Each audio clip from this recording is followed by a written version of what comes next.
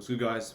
Back with another video, and I'm just putting any thoughts that come to mind out there again. It's all unfiltered, it's all raw. So one thing that popped to me as I look at this camera, funnily enough, is that the camera I look at is sort of like a mirror. It's a reflection, right?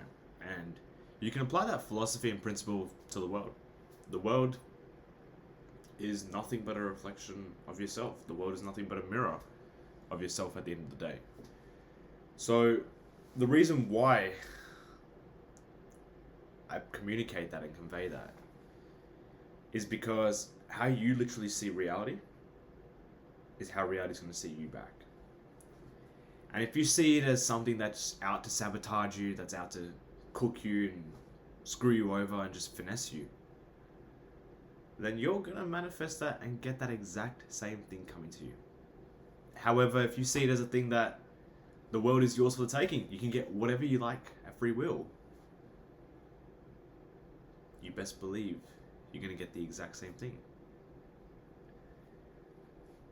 And the funny part is, when you think a certain way, the lessons are taught indirectly through like good and bad times. When you think that everything is yours for the taking, you're going to get tested and lose everything. You're going to get tested and have nothing. And the reason why those tests exist to me is because they want to see if your paradigm is still existing. Does your paradigm still stand in tough times? Do your values still stand strong? Are you congruent with your actions? And whilst you go through tough times, if your paradigm shifts as that the world's just out to get you in the backside, you can keep dragging it in. However, if you reframe yourself and say that, yeah, you know what? This stuff's tough. I'm getting my ass handed to me. However, it's testing my paradigm that the world is mine for the taking, and if I can power through, it will be. And you best believe it will. You see, paradigms are like the first principles to life. Your belief system is the first thing that pops to mind before any skill set, before any sort of domination or conquest. What you think and what you sort of consume is the exact first thing that's going to pop in. And the funny part is, the brain can't differentiate between the subconscious, which is what you think and hear, and the reality in front of us and around us. And so next time you catch yourself saying something negative, even if it's humorous or jokingly, just be very conscious of that. Be conscious of that speech. It comes from a mental paradigm that you have stored in your brain from a certain experience. Maybe you had a bad experience when you were a kid where you didn't do well in something and a teacher called you out for it, saying that it's not your hobby. For example, you might have tried knitting or sewing and you horribly cooked it, and the teacher said, yeah, this isn't for you. And so you contain that paradigm and keep that belief that, yeah, it's not for me, it's not worth it. And so the biggest lesson I want to convey is just to challenge everything meticulously.